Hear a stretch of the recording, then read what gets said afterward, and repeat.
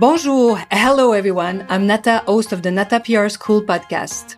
You're a successful entrepreneur or marketing manager and you're about to launch a new product or service, or you've been selling your goods for quite some time, but you want to learn how to increase your visibility, get known, and reach more clients? At Nata PR, we deal with real clients every day and we'll teach you simple, fun, and honest PR solutions. You'll learn easy steps to combine PR to social media right now. Keep listening and let's get started.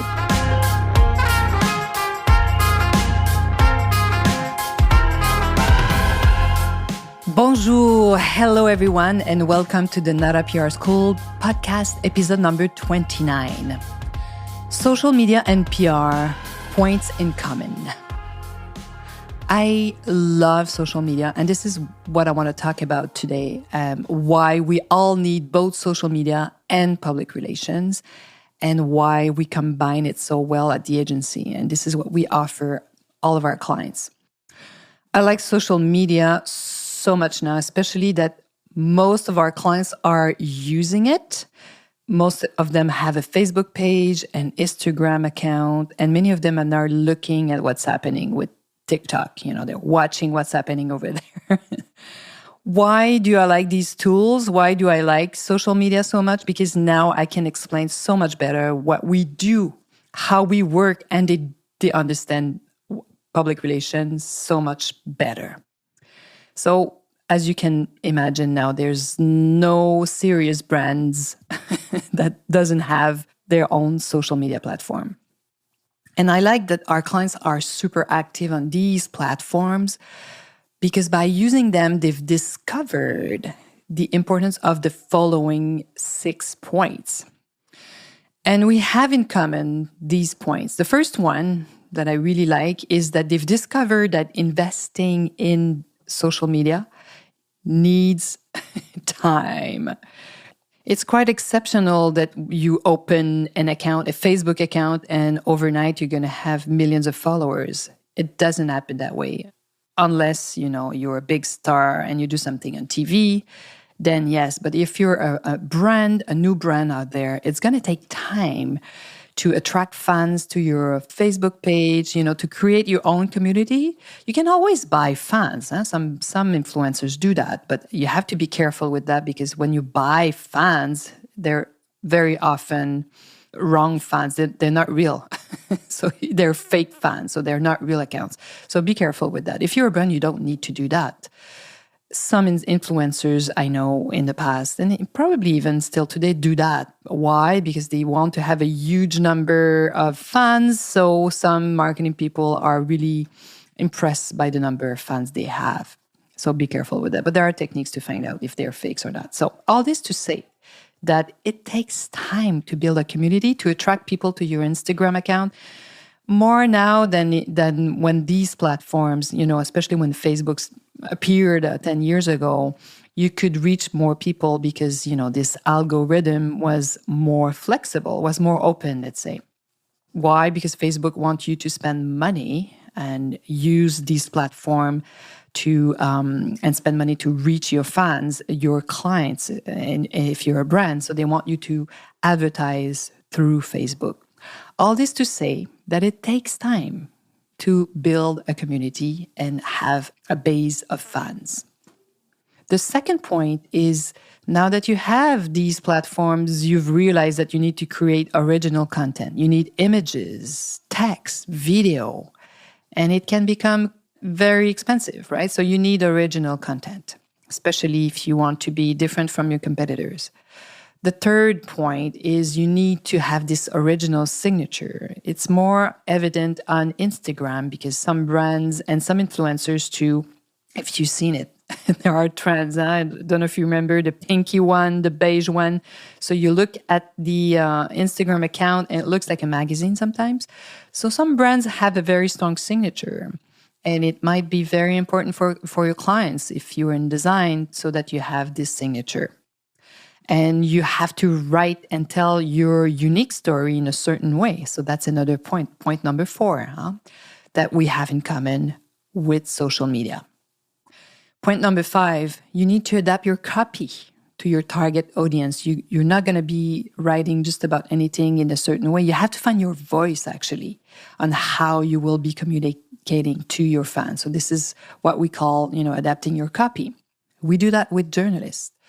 So point number 6, you have to create this desire, driving desire among your fans and clients so that they want to learn more about your products and what you're doing, your initiatives. Create this desire. We do that as well with journalists. How do we, it's more about capturing their attention to creating a desire to read what we send them, but it's very similar. This is why I love to compare PR and social media and to combine those two tools. I hope you'll be convinced after listening to so many of our podcasts. And this is why when I talk about PR, it makes it more easy to understand for clients who haven't really used PR so far. So just, to compare. So 4 things you have to remember. We also create original content for press releases. So we can then use this content and create posts after we have created, sometimes a complete press release or press kit. So we have a lot of content that we can decline for our social media platforms. We showcase the company's values and brands. So we need these images. It's very important. We tell a brand story. That's point number 3 that we have in common with social media. Point number 4, desire. Yes, we need to grab the attention of journalists and influencers. And this needs time. It doesn't happen overnight sometimes. We might be lucky, but sometimes it takes time to do that.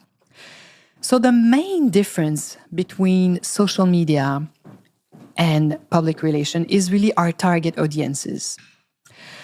We forge links with journalists and influencers and brands.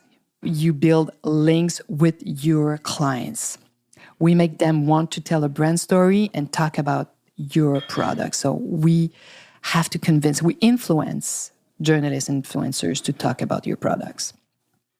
A few years ago, many of our clients decided to abandon public relations in order to focus on social media. I can understand why, probably 5-6 years ago, and it's so human. And they wish that this new TikTok, for example, is the solution to all their promotion problems.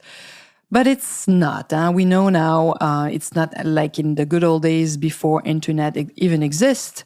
You could advertise in TV, in newspaper, magazines, billboards, and the job was done. Today, this is what we call, when we talk about like having a 360 degrees campaign, it means simply that you need to be present on more than one platform. And this is why we suggest so strongly to combine social media to PR, because it's a great way, not too crazy expensive, for a company to really make some noise and be visible. So all this to say that a few years ago, as I just started to tell you, some of our clients really stopped PR thinking social media, Facebook and Instagram was the solution. And so what happened? 3 things happened. So journalists and influencers thought that the brand had disappeared. Really, this is for real. We've had this comment not so long ago. A client came back. A few clients are coming back now. Those who stopped and now they realize that their SEO is really not as it should be, and their competitors are way higher over them. And why? Because they do PR. So their SEO, was really stagnant, let's say. And if you don't send information to journalists and influencers, what happened? Your competitors will be more present than you are. So your competitors will be mentioned online and in traditional media. So the moral of this story is that journalists and influencers aren't aware of your brand's presence if you don't send them information. And of course, if you don't, communicate, send them press releases or be in touch with them, they will very soon replace you by your competitors. I'm telling you, this is what's happening. There's so much noise out there. And you need to understand that influencers, the top ones, and journalists, they don't do researches anymore. They don't have time to do that anymore. So if you're not in front of them, in their vision, they won't remember you. They won't look for you. So I'm really sorry to tell you that there's no quick fix regarding your promotion. You have to choose and have more than one platform to really touch your clients and not forget part of your clientele along the way. So if you stop doing PR, you just probably abandon big part of your clients that just don't see you anymore.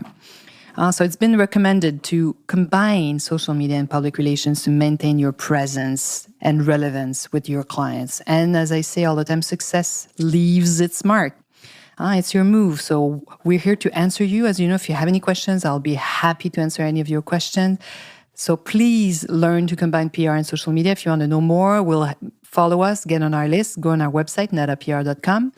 We will soon announce free webinars. So if you want to know more, we'll be happy to answer you. So I hope you've learned a few things this week, a few tips, and à la semaine prochaine. Hey, you want to learn more about how to implement PR strategies? Head on to natapr.com and get on our list. You will also receive the Nata PR model on how to create a successful PR campaign. If you want to become a client, just send us an email to nata@natapr.com. Talk to you next week. À la semaine prochaine.